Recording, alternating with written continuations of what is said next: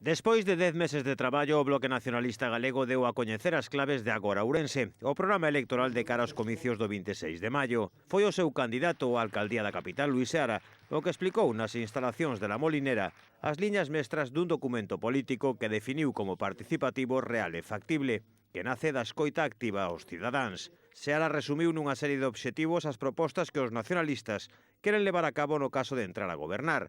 Unha segunda exposición pública do Plan Xeral de Ordenación Municipal, un plan de emprego con especial atención á mocidade, a reactivación dos servizos públicos ou a humanización tanto do centro como das parroquias do rural, forman a súa estrategia a seguir. Tamén centrou o seu discurso nas actuacións concretas que priorizaría en Ourense.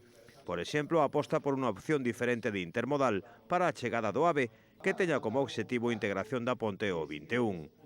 O candidato nacionalista tamén insistiu en que non renuncia a un vello anhelo, o soterramento na avenida Otero Pedrallo. Foron os principais puntos dun programa electoral que o BNG levará como discurso ao longo da campaña.